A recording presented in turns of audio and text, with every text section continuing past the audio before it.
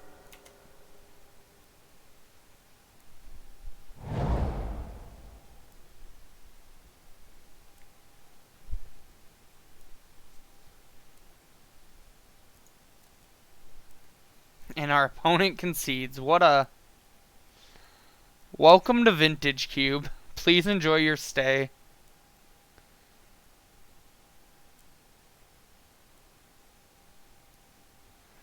I mean, we don't even really know what our opponent's doing, so I think we just run it back, right? That seemed pretty good, so...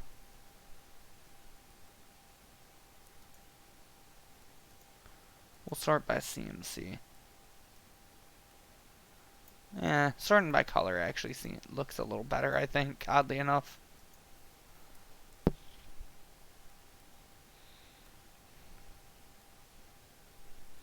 Man, this deck is lit.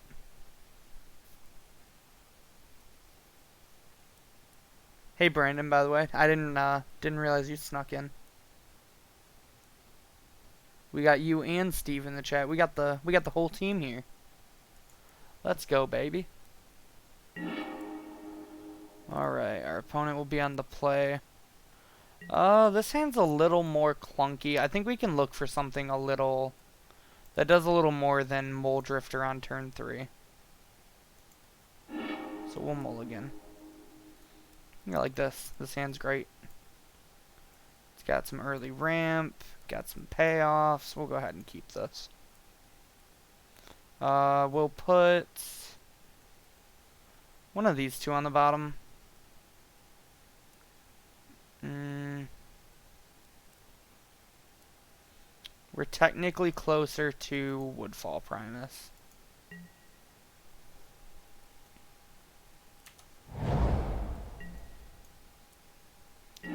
And I didn't want to write a song, 'cause I didn't want anyone thinking I still care, I don't. But you still hit my phone up, and baby I've been moving on.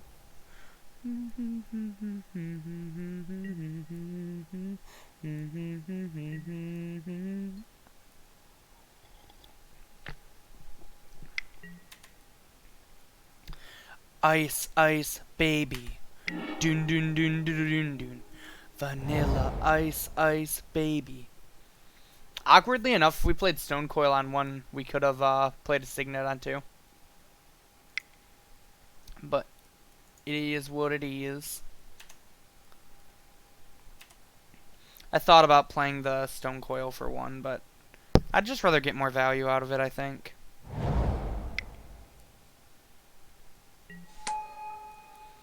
Oh no, our opponent's doing what I want to do. They're playing Splashiok. Alright. We will Simic Signet. Use the Academy to filter. And I think we have to just play a wall this turn, as sad as that is. Okay, okay, we're getting somewhere, we're getting somewhere.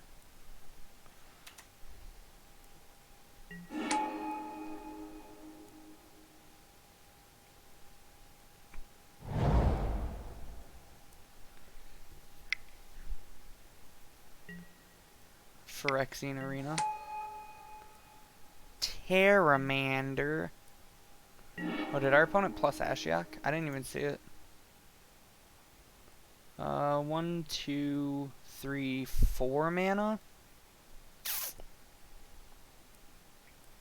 4 mana is not enough mana. 1, 2, 3. Metalworker. And what if we Stonecoil for 2?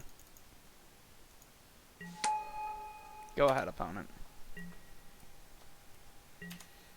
Next turn we get 2, 4, 5, 6, 7, 8, 9. We have 10 mana next turn. If we draw a green source, we can Woodfall Primus our opponent's Ashiok. Our opponent puts Mole Drifter into play and draws some cards. That's fair, I don't blame him. I like drawing cards too. We can Venser our Mole Drifter and Mole Drifter. The plays, baby. What lands did our opponent hit? All three green sources. Alright, opponent. Well, that's rude. So now we have 2, 3, 4, 5, 6, 7, 8. We still have enough to woodfall if we draw a forest. Interesting. They took Mindslaver. I guess we have enough mana to, 2, 3, 4, 5. Yeah, I guess if we drew an artifact, we had enough... Oh. Oh, no. Well, that's not very nice.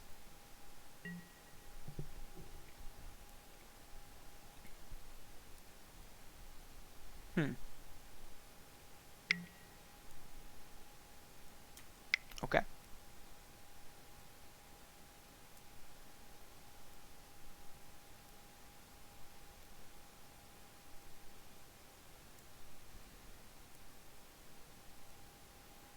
Tap something weird, opponent. Like, tap my island. Or just don't tap anything else at all. I'm also okay with that. I want that, opponent. Do we flash Inventor? I don't think so. Well. Remember when that was a swamp instead of like any other land? I think we're fine. Let's play said swamp. We can just attack Ashiok.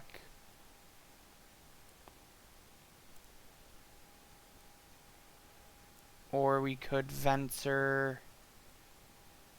our Mole Drifter. 1, 2, 3, 4. 1, 2, 3, 4. Wow, are we really off being able to do both? That's so freaking awkward. Oh wait, no, we just do this first. So we go 2, 3, 4, 5, and then this taps for 4 blue. Yeah. That's the play. 2, 3, 4, 5. Kuldotha Forge Master. And then when do we bounce the Mole Drifter? Do we do it now or do we do it on their turn? I think we just do it now so they can't opposition us with it. Not that it super matters. Give me back my Mole Drifter. It's mine. It's my Mole Drifter and I need it now.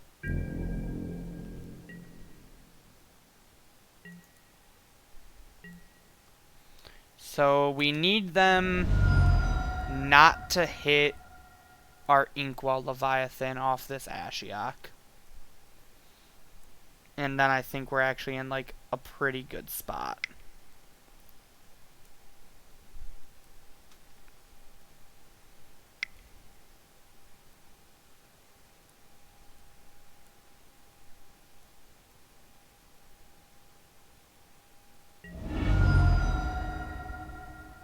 Or to do that.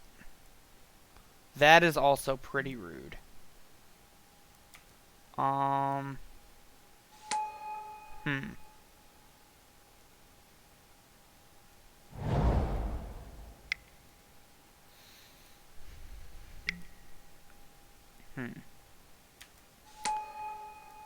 do we get out of this one now?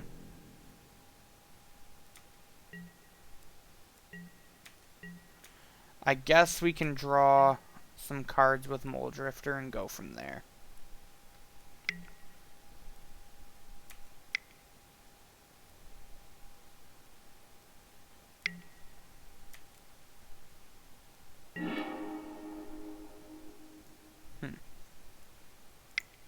Kind of an awkward timing to draw that one.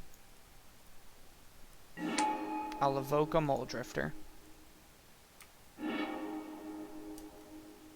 Okay. That was one of the better draws we could have had.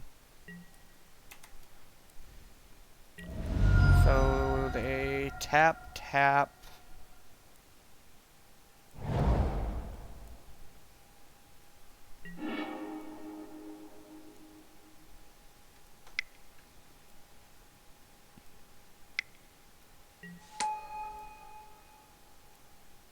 I'm not saying we're in a good spot, but I'm not saying we're dead.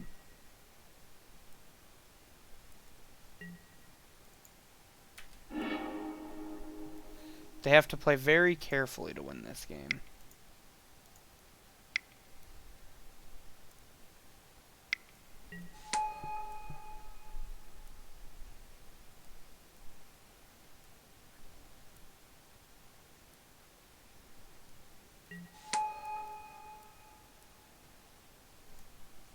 Can you tap artifacts too? No, just creatures.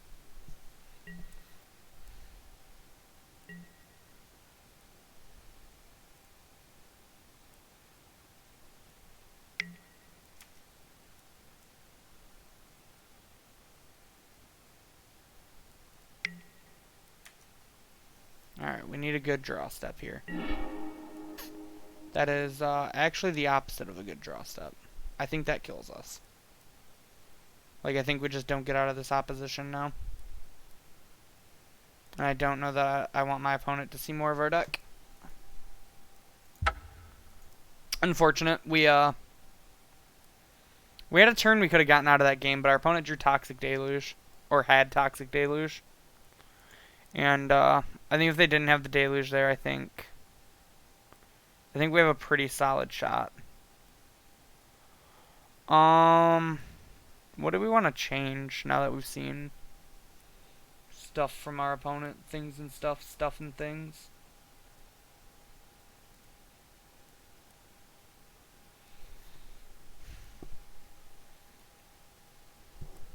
Maybe this is a show and tell matchup.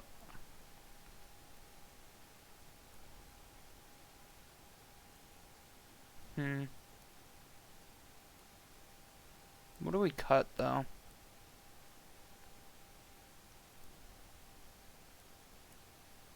Maybe we don't need to go so fast that we play Beaumont Courier in our deck.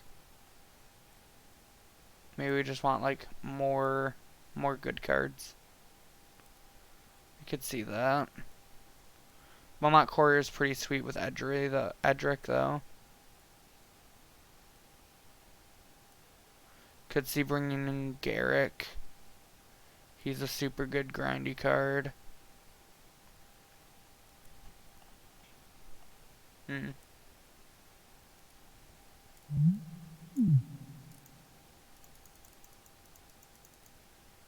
Nah, I think we just run it back. I think there's merit to bringing in a couple cards in our sideboard, but I think they just make our deck worse. This is a turn 2 Golos. Really getting to see the power of Workshop these couple of games. Workshop is one of those cards that's like either great or can be god awful. So it's really cool that the card's like been performing super well for us. So that's 1, 2, 3. There's no way we don't have to tap Basalt Monolith.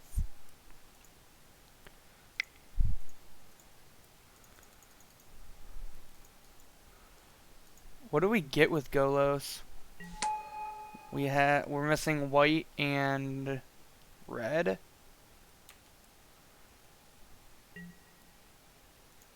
We could just get like an Academy Ruins.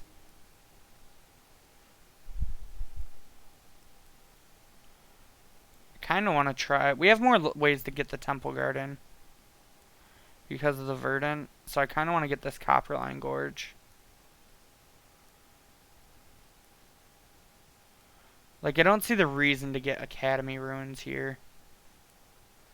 Other than maybe if our opponent has removal. Maybe it's just right to get the Academy. We do have birds, though.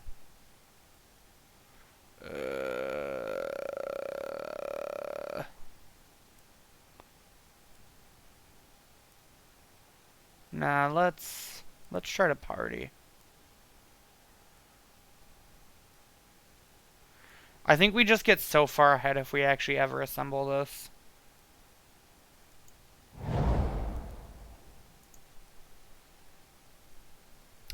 It was wrong to play island. I actually should have played literally any other land than that because of Tolarian Academy. So that was a mistake on my end. Palancron down. We draw a 4 east. Then we go to combat and we attack our opponent for 3. Just playing to untap the basalt monolith end of turn.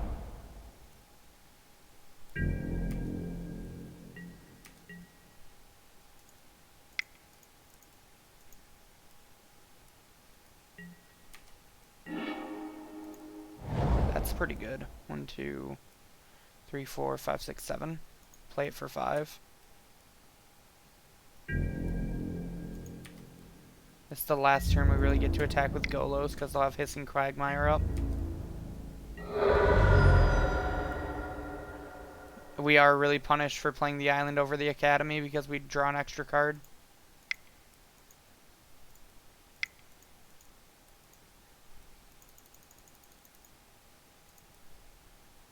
So we should have been drawing 3 cards here, but I screwed up.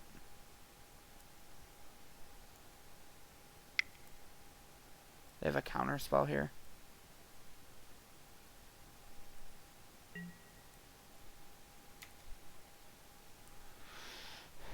Yeah. Really wish we would have played the academy. I could have Signet. I could have played Signet, dang it.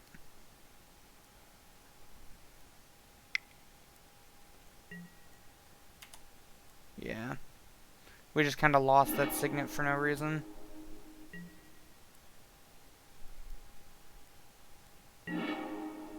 Oh my god, we drew the Temple Garden.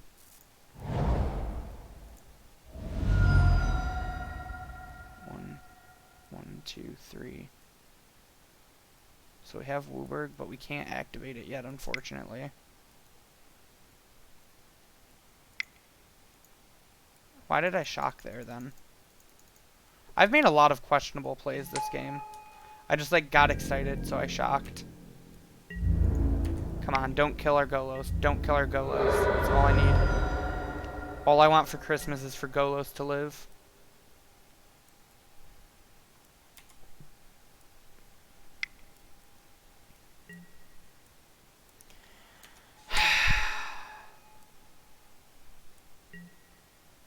I mean, I punted. I deserve this. I should have had a Signet in play, which would have given me enough mana, I think. Or if I had the Academy. Like, if I played this game well, like, we would have gotten a Golos activation there. And we would be, like, infinite miles ahead of our opponent. Instead, now we're actually kind of behind because Oko.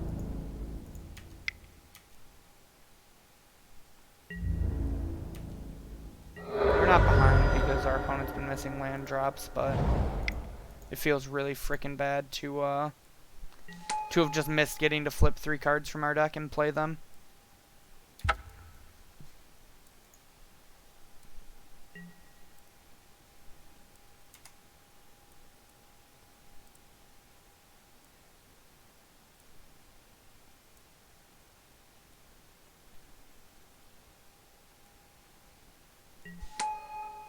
Yeah, our opponent has to make food there.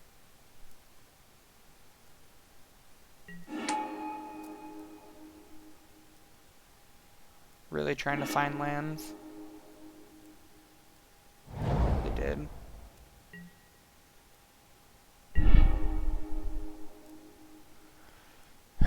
Yeah, we're falling behind because now we're just like drawing all of our early game stuff.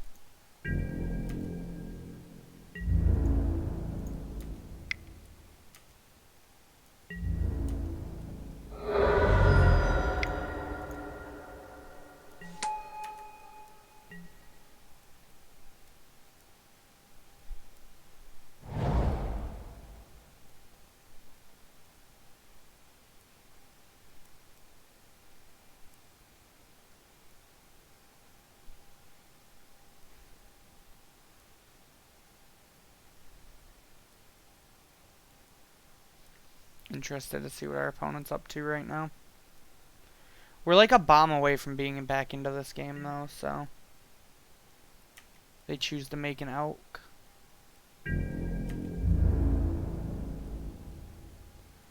They now have Hissing Quagmire up, too, with 6 cards in hand.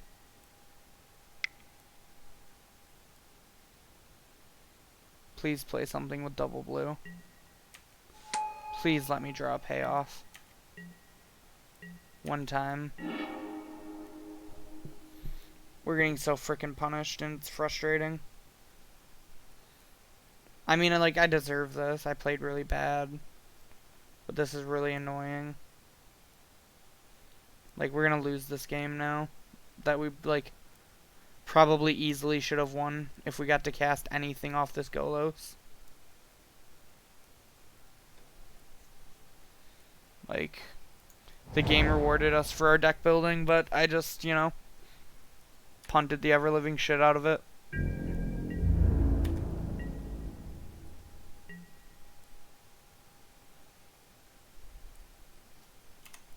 Unfortunate, but it happens. I think we might be, actually behind even with an Inkwell at this point. Because I'm pretty sure he just, has Cryptic Command in hand.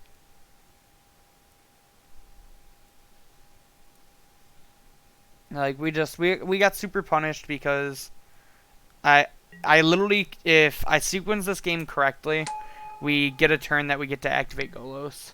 But because I'm big dumb and didn't sequence that way, we're gonna end up losing. Which is how Magic should be. I should lose because I played bad.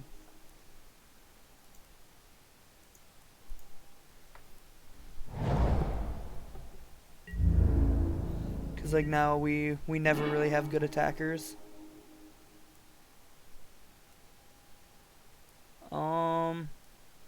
I guess if our opponent doesn't have Cryptic Command, that keeps us in the game.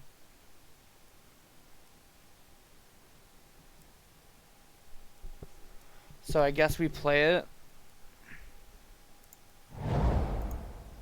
3,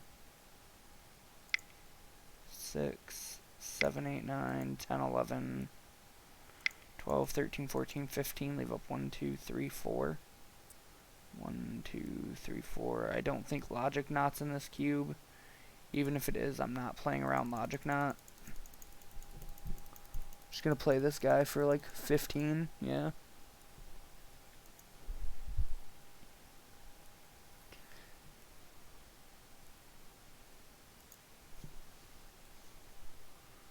Did he not plush Jace? He didn't plush Jace.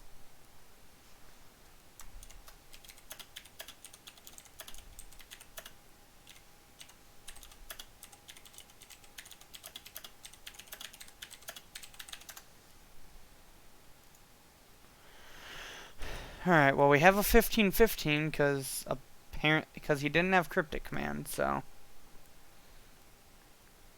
maybe we'll get lucky. Is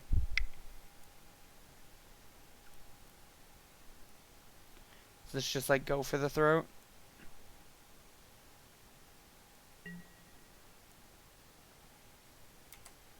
Okay. Interesting.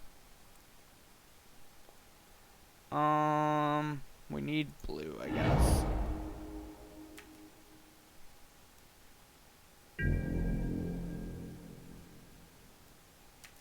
Okay.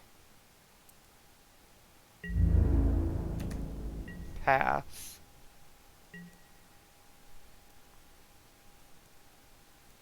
Let's see if there's a way for you to get out of a 15-15 with reach, trample, and protection from multicolors. Damnation.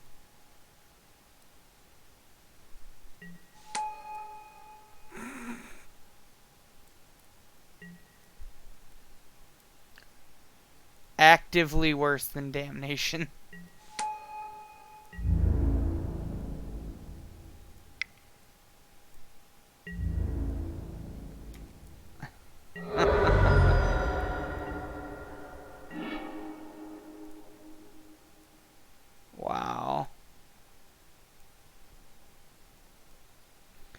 I guess that's what I get for playing it so big for no reason. Like, sure. Guess I deserve to lose this game.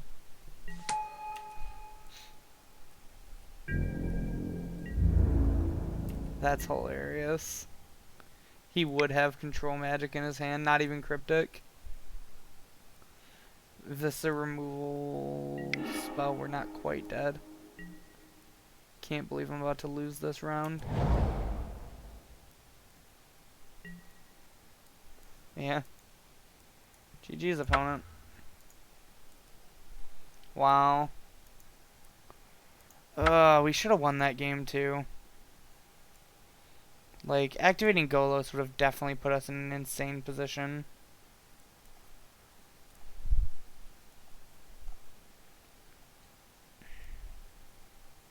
Oh well. Shit happens, I guess. We're not actually, like, that likely to hit anything good off Golos, looking at our deck now.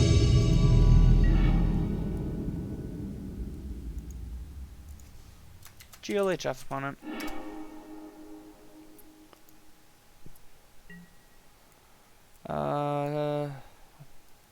This hand's definitely a keep. I don't really know what it does. But it has Soul Ring, so I'm not gonna mulligan. Guess this hand is like a turn 3/5 drop.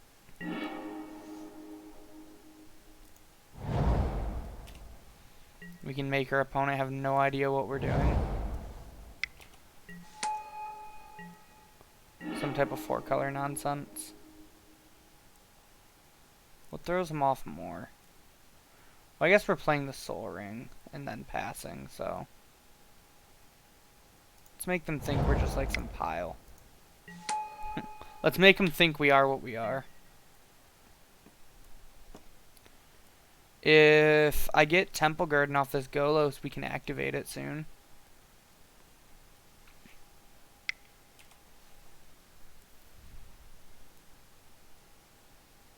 We can activate it in like 2 turns.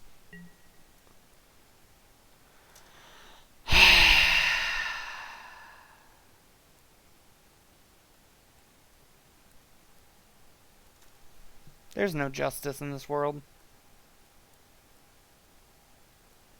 Or there is justice, I can't tell which. Now my hand just like does absolute nothing.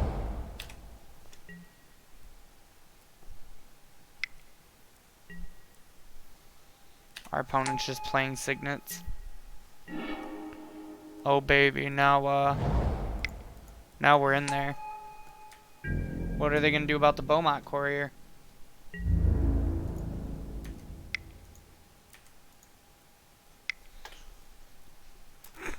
They Sure, dude, you got it. I will not discard my hand for 0 cards. You are correct.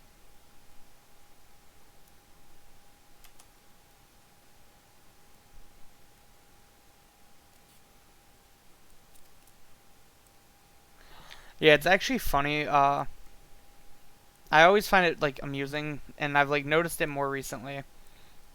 But Vintage Cube actually plays out just a lot like normal constructed formats.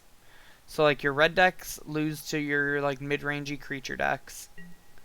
Your mid-rangey creature decks lose to these like over-the-top decks.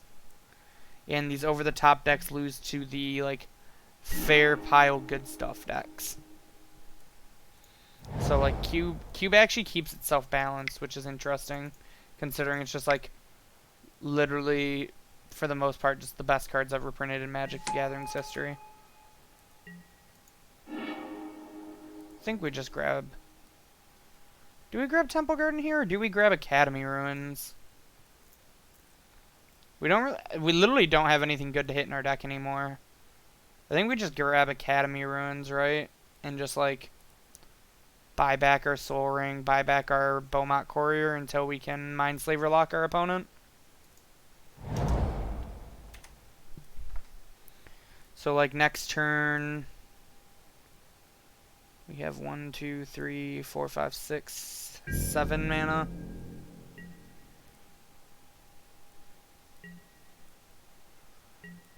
So next turn we like buy back Soul Ring probably. And just like try to slowly set up. 1, 2, 3. 1, 1, 2. We can go Soul Ring, Kuldotha, Forge Master.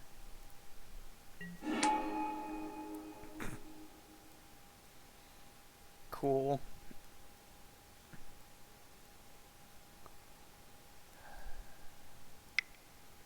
So our opponent blows up our Golos, makes us discard, which sucks.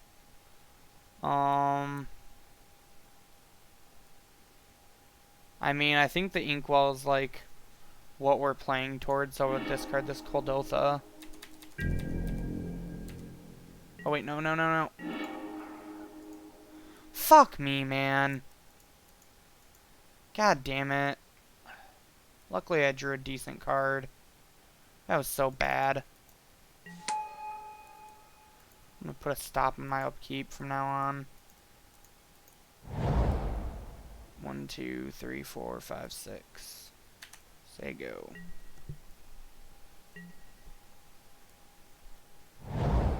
So now we Academy, Soul Ring on top.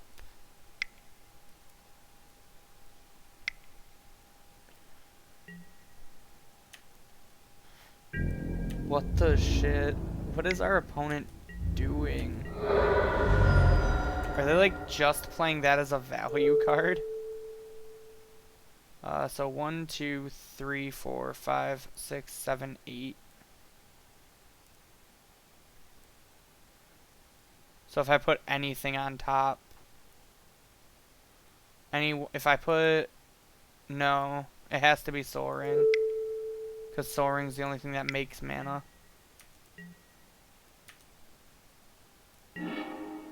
Okay, so we draw Soul Ring. We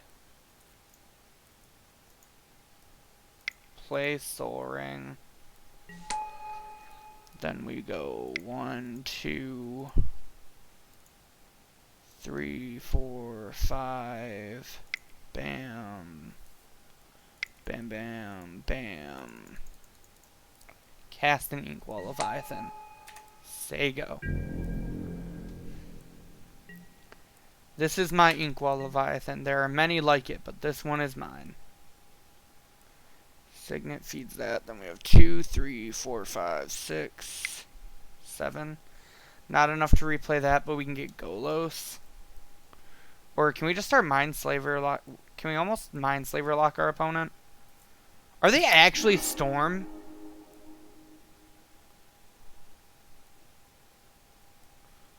What the heck is our opponent's deck? Why is there a 1000-year Storm in there? So if we use that to put Mindslaver on top, we have 2, 3, 4, 5, 6, and 2, 3. Yes, we can Mindslaver lock our opponent. I don't think we could have done it last turn. No, because we didn't have the Soul Ring. We had to draw the Soul Ring in order to be able to do it.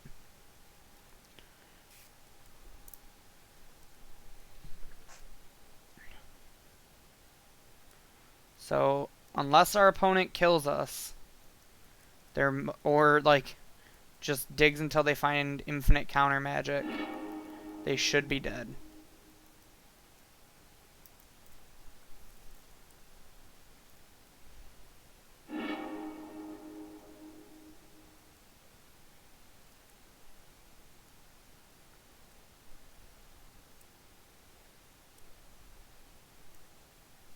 Yeah, maybe 1000-year Storm is just like powerful enough to splash into these decks, but it's so much mana.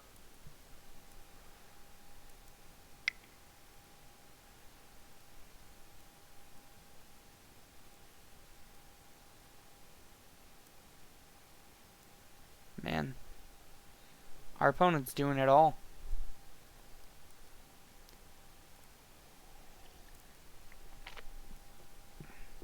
I mean, that might actually be the play. Like, I might actually just deck them. I get to see more cards that way. Like, most likely we're either dead or they have infinite counter spells at this point, though.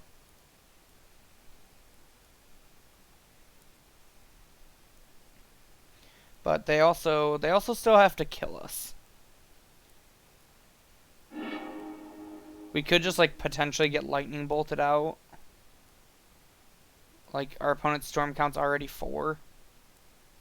So that's 12 damage off 1 lightning bolt. Yeah, I guess maybe Thousand Year Storm is better in decks like that than I thought. The card just, like, scales super hard.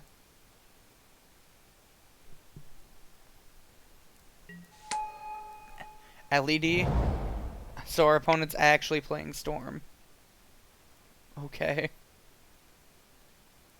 This is the weirdest Storm deck I've ever seen in my life. You have 20 black mana, opponent.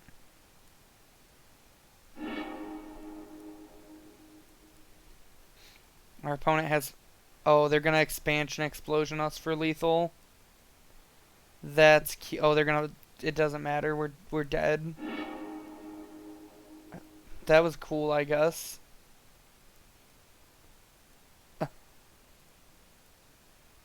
Like, okay.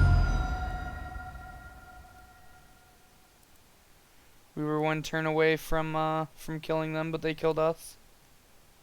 Congrats, opponent.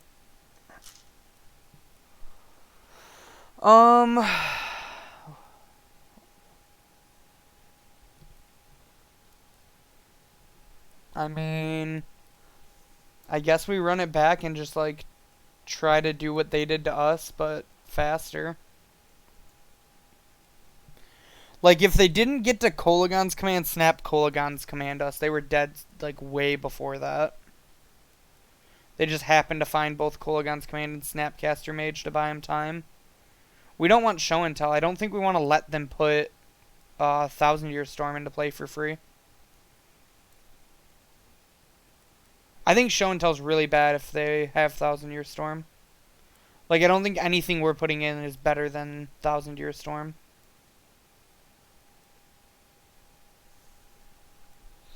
Because Show and Tell does put enchantments into play. I think it's like artifact, enchantment, or creature.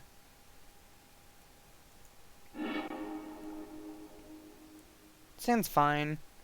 Like, it has a lot of mana in it eventually. Opponent mulligan to 5. And then keeps. Oh yeah, we can take our upkeep stop off for now.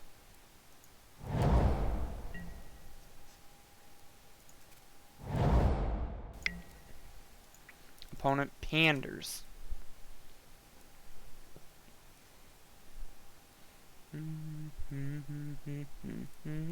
Yeah. Probably gonna start a fight. Yeah. Okay, there's another land. Go ahead and play Signet, pass. Next turn we can Thran Dynamo, and then if we have a 4... You know, our opponent's really fucking rude.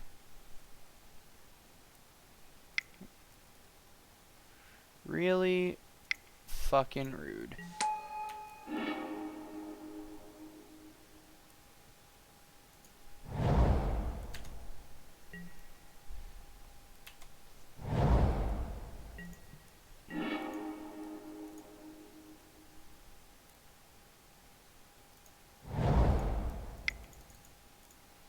Thran Dynamo into a 3/3. Powerful plays. Go ahead, opponent. Next turn we can flash in V-click. We can actually like Palin Crown flash in V-click. End of turn.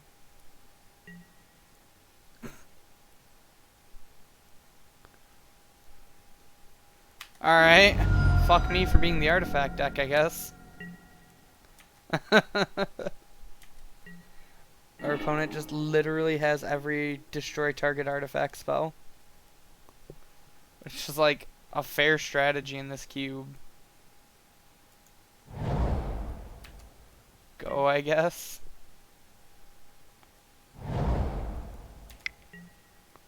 Yep, you have a signet. End of turn. I would like... Actually.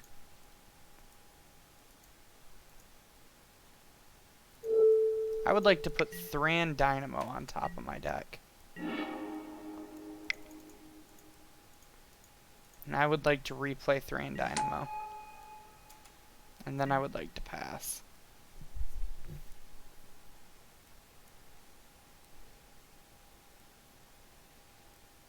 Then we put Stonecoil on top, play a Stonecoil for 5.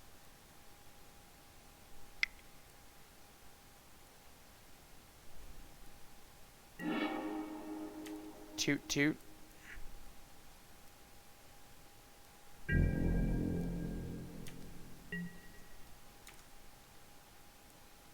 Okay, put a stop on my upkeep.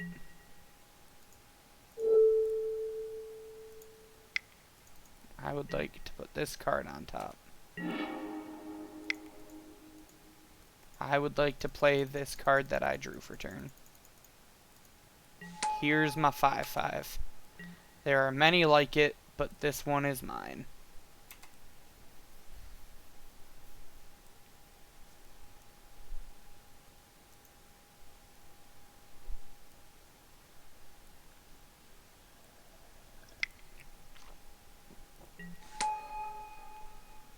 Another signet from the opponent.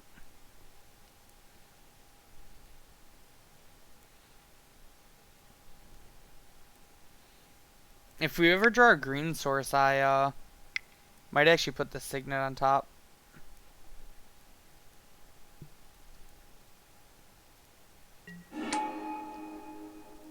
Is this Snapcaster Ancient Grudge to kill my Stonecoil? Yeah, it is. That's great. And then we just replay it again. No, they killed a Thran Dynamo. Interesting.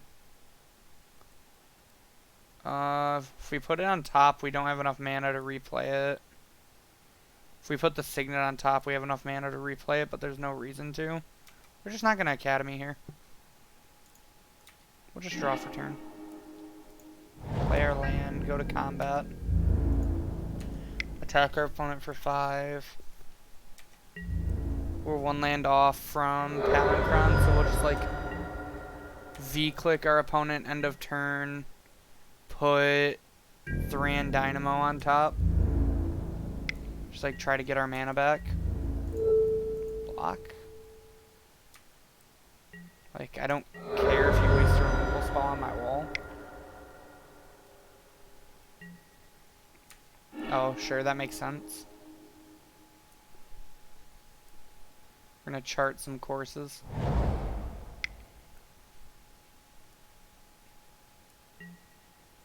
Goblin Electromancer.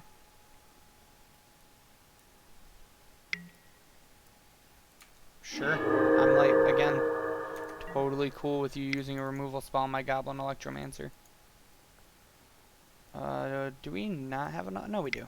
Okay. It's just all blue, which is weird. I would like to Vendilion click you. Zealous Constript's Banefire Burst Lightning. I think we just take the Banefire, right? That's like the card that most likely kills us. Or Zealous Conscripts, I guess.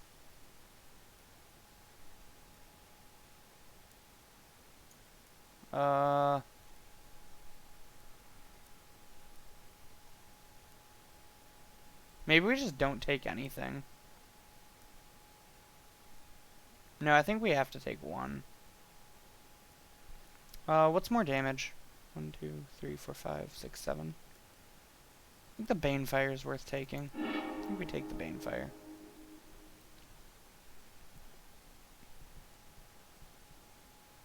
And then... Oh, did that backwards. Then we put Thran Dynamo on top. Draw Thran Dynamo for turn 2. Play Thran Dynamo. Go to combat. Attack.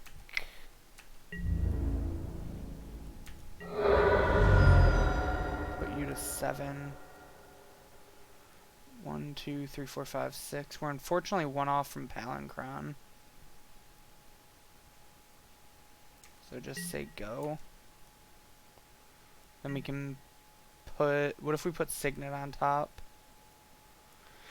So 2, 3, 4, 5, 6, 7, 8, 9. Yeah, we get to put we get to play Palinchron that way. Opponent Burst Lightnings, RV click.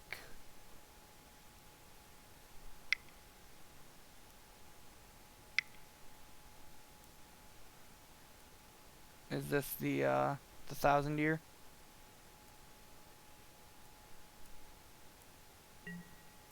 Nope, this is the Zealous conscripts. They're just doing it now.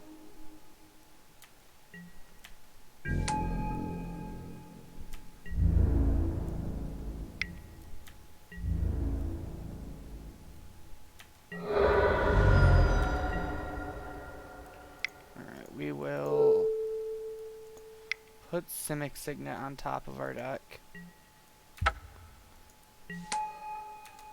Draw Simic Signet. Play Simic Signet. What if we leave a green floating? No, that doesn't matter because we don't have 2 green. 5, 6, 7.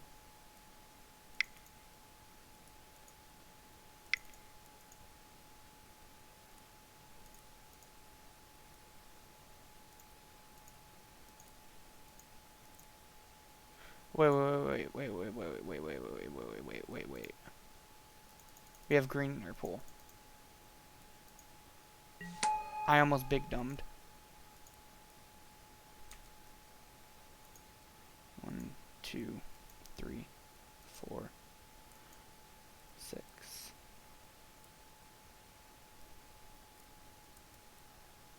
No, I would not like to untap your lands. 3.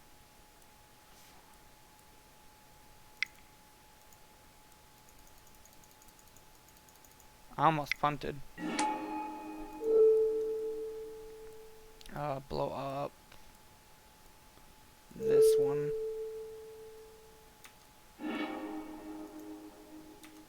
Go to combat.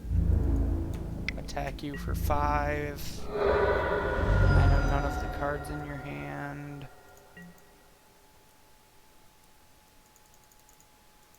Alright. You're playing Goblin Guy, what? I'm so confused by our opponent's deck. Trigger reveals Beaumont Courier. We will block the Goblin Electromancer and that guy and hope our opponent doesn't spell, I guess. And like if they do, we did what we could. Sure. Oh, I'm dumb. Yeah. Just onboard lethal. If I leave back the Stonecoil, maybe they die. That was rough. Our opponent's deck was built pretty well to beat us. Man, kind of unfortunate that we're 0-2 with this deck. I think this deck's really good.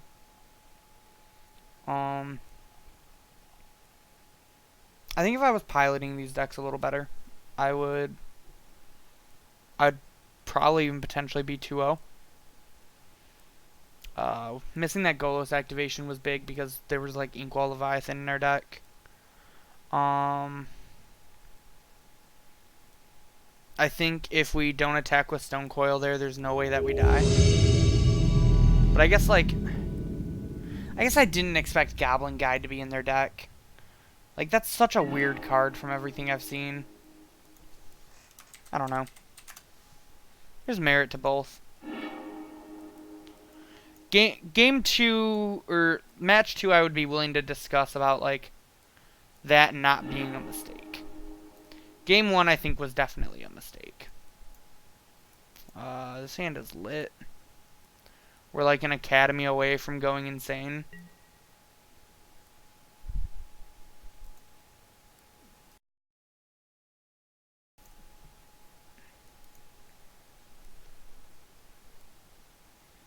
Oh, I thought I clicked keep. That's my bad. What do we bottom? So land, Soul Ring, this, academy is 1, 2, 3, 4, 5, 6. I think we bottom the Inkwell. Or the bird. Do we bottom the bird? No, I think Inkwell is just like the safe bottom. Oh no. That's sad.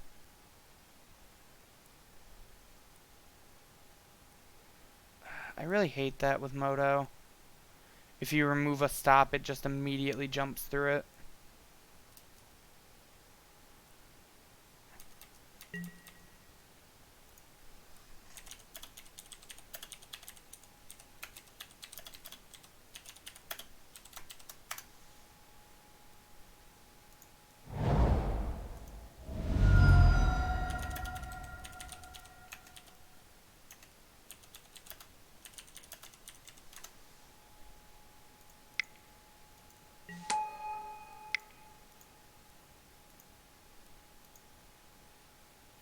Guess we can just play this guy for 2 instead.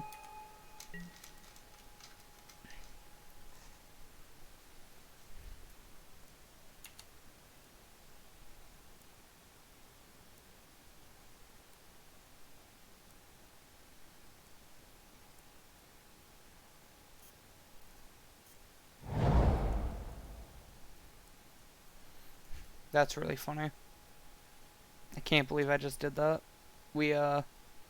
Our opponent should be 1 less life down, and our Beaumont should have a card under it, but that's not super relevant. Opponent suspends an Ancestral Vision.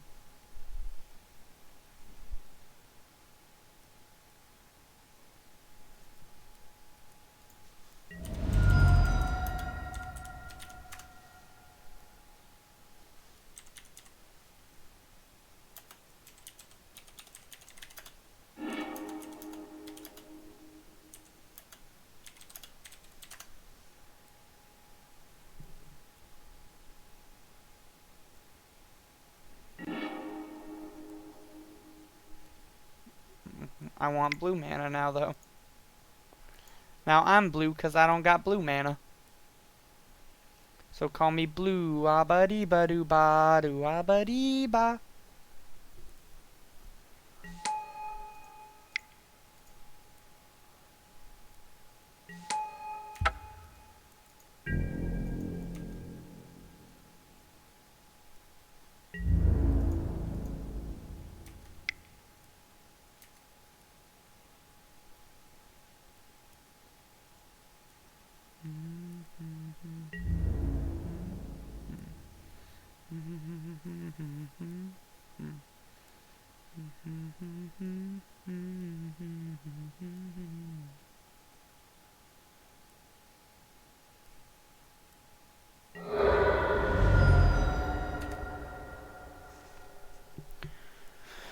So if we draw land, we get to cast Golos or Mole Drifter, which would be lit.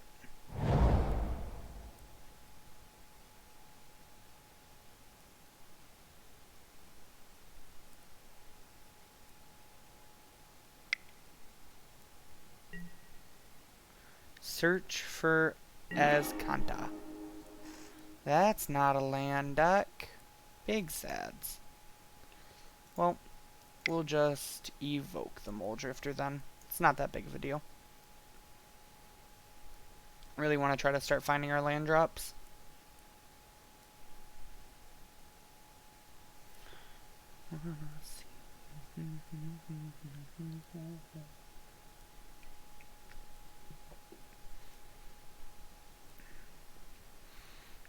Should eat dinner after this. I'm starting to get hungry. What have you done for dinner, chat? I don't know what I'm gonna have. I might go pick up some Subway. Wow, we still whiffed on a land. Yikes. Findhorn Elves attack for 3.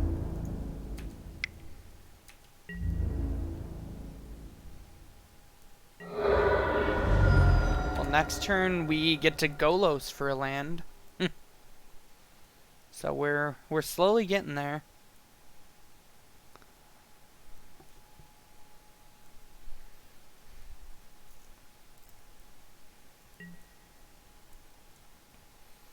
We are definitely having to make mana the hard way this game.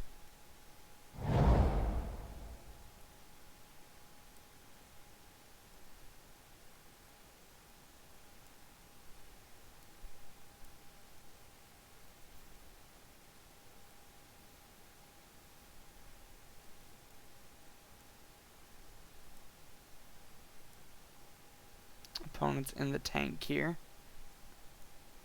Probably wondering if they should progress their board state or do what they just did. Alright, let's start by going to combat.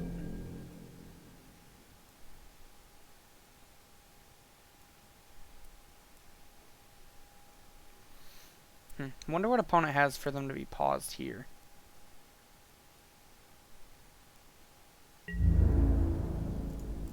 We will attack for 3.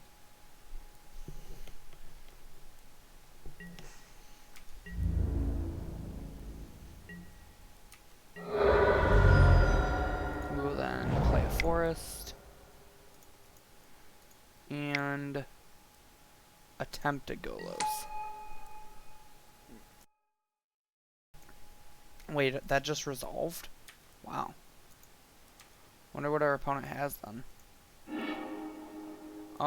What do we get here?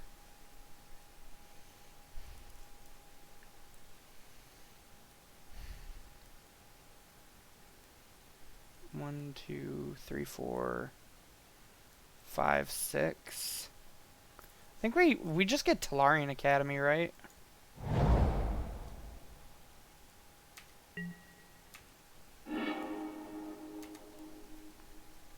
Yeah, I think Academy is the right call. Gives us a lot more mana for if we upheaval.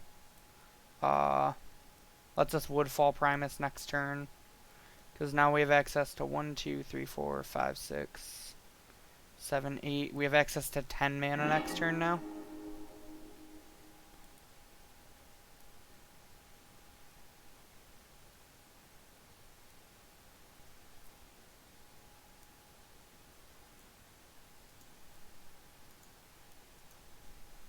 Opponent's only been to Garruk off. Search for Azcanta.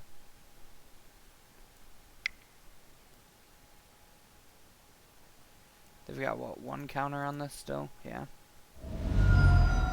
Dismember?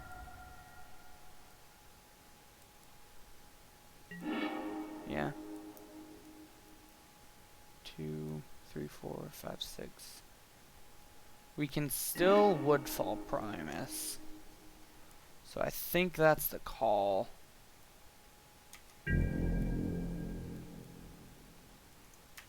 Go to combat.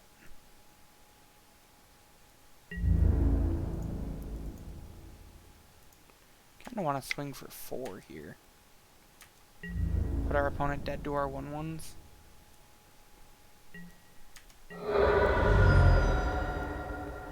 Two, 3, 4, 5, 6, 7, 8. Okay, yeah. I would have been really sad if I took myself off Woodfall Primus mana with that.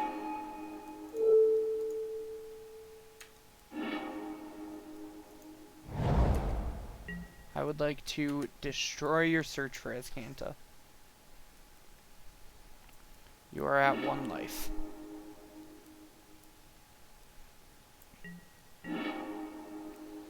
Next turn we can always upheaval depending on what our opponent does.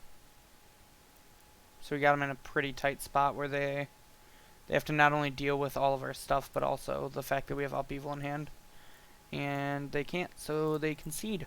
Alright, we're up a game against...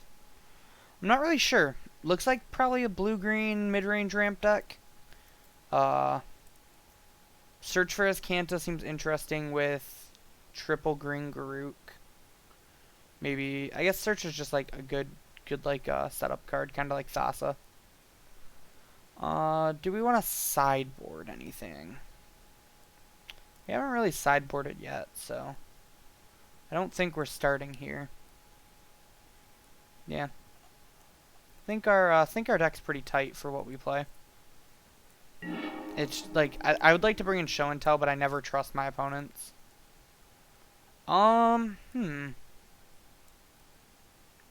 This is another one of those like nothing to do early hands that I don't typically like to keep on 7.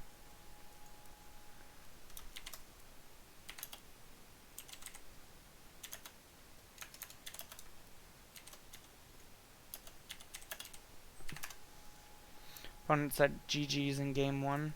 I told him you too. Good luck in game 2. Yeah, I think we're gonna mulligan this. Wow, I'm glad we mulliganed. This hand's nutty. Ooh, our opponent mulliganed to 5. Yikes. Hold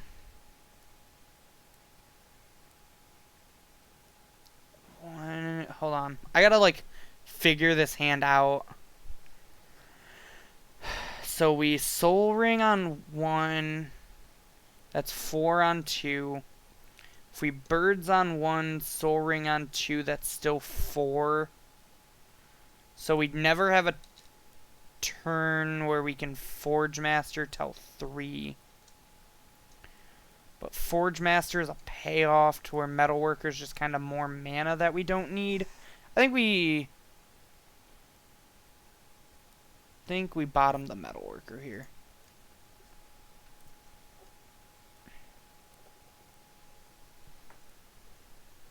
Record so far, we are 0-2 with this deck, which is pretty surprising to me, but I think I definitely misplayed in the first round. The first round was kind of my fault. I missed a Golos activation that obviously wouldn't have guaranteed to win us the game, but I think would have put us in a pretty good spot. And then game 2,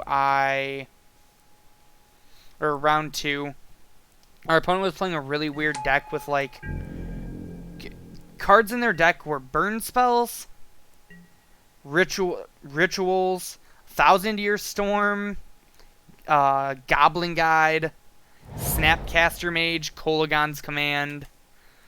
So like I ended up losing to them because I attacked them for 5.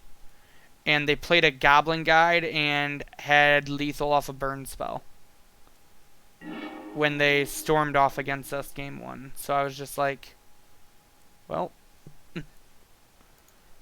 I don't really know how to play around literally the entire Vintage Cube in one deck. But like if I don't attack there, I don't die.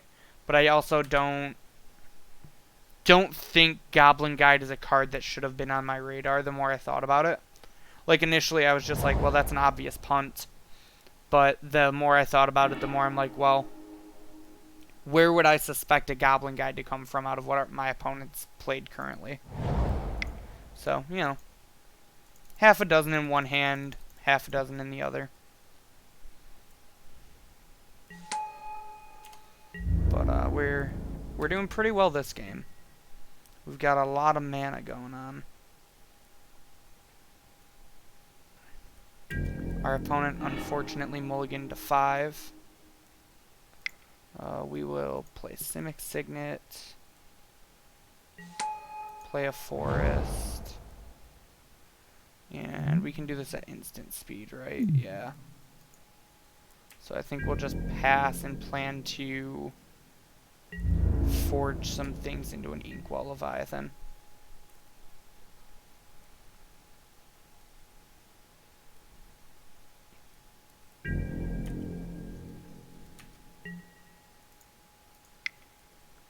We'll forge this, this, and this. We'll leave the Forge Master around. grab old Inkwell. Play Signet. Now, if our opponent does somehow have an answer to Inkwell, we always can,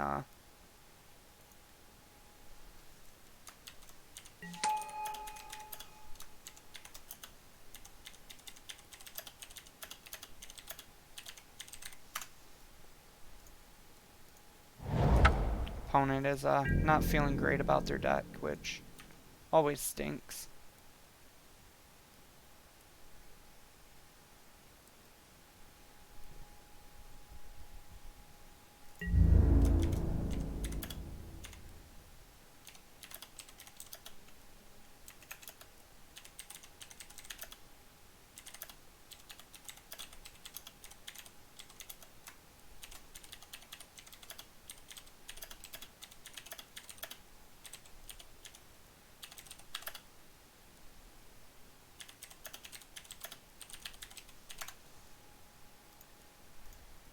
I think leaving up Forge Master, there's not much that can kill my Inkwell that, like, forging into something would help.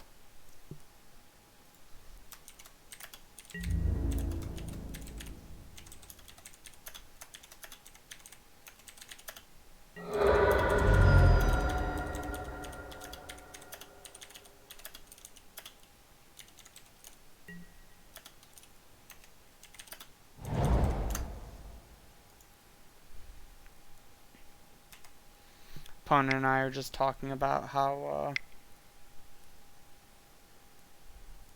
fun Vintage Cube is and the variants in this format.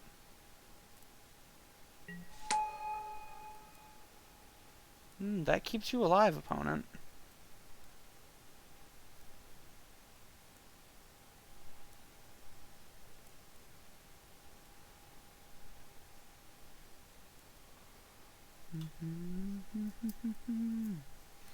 This is the part of me that you...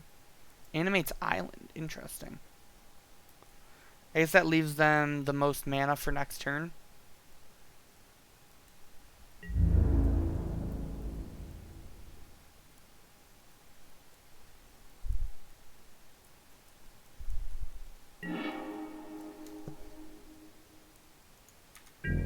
Go to combat.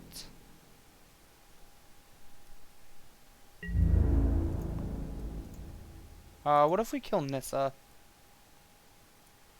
I think that's the safe play, actually.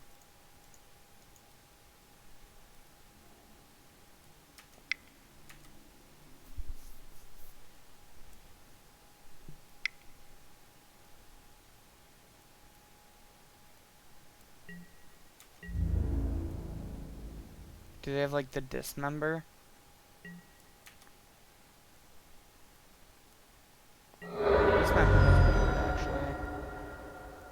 Interesting. Why'd they block there?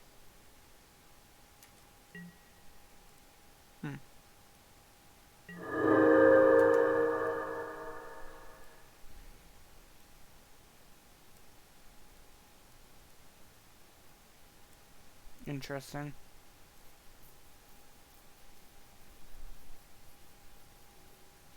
Oh, they blocked because now they don't have an island. So if they play anything else, they can actually block Inkwell.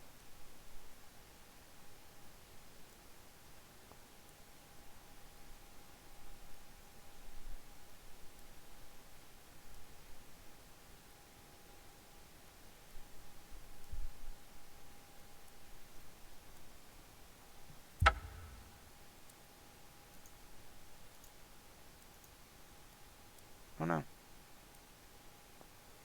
It wouldn't let me look. Oh. That's rough. That was our opponent's hand, that they died with. But, you know. That's exactly why you vintage cube for fun. You don't vintage cube to, try to make a profit or anything. But, you know, still pretty lit. We got ourselves a trophy. With Mono Red. Mono Red was lit. This deck was really cool, even though it didn't end up doing so hot. But I mean, hey, that's part of Vintage Cube, right?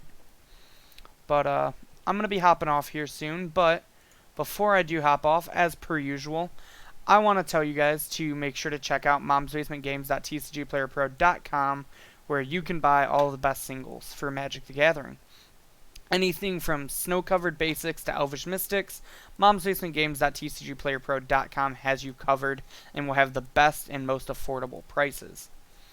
On top of that, if you're watching on YouTube in the future, thank you for checking out our content. Check down in that description box below for all the links that I'm going to be talking about. But also try to tune in live to our Twitch to try to interact. It's always a great time. Like how Sir Bear, Stuck 1998, or Rogue Goblin did. On top of that, if you're watching live right now on Twitch or on YouTube in the future, make sure you hit up our Facebook page, give us a like, follow us on Twitter at MomsBasementMTG, but also go stop back by our YouTube channel where you can find the best standard, modern, legacy, vintage, commander, pauper, pioneer, and now vintage cube content. On top of that, I would super appreciate it if you gave me a follow on Twitter. My Twitter is at RichardTMTG. I talk magic, memes, League of Legends, music, anything else you want to talk about, hit me up. I'm always willing to chat. If you're looking for any other forms of social media where you can find us, you can find Mom's Basement Games on Mom's Basement Games on Instagram, or you can find me on Instagram at RichieT2196. And with that, guys, I think I'm going to go ahead and get myself something to eat. I'm getting pretty hungry, you know. The tumblies are rumbly, if you know what I'm saying. But I hope you all have a wonderful Friday. If any of you guys are coming to Columbus this weekend, I will be there. Make sure to stop by and say hi. I'll actually be there with Stuck and Sir Bear that were in the chat. They're my teammates that I will be teaming with. And other than that, I hope you all have a wonderful time.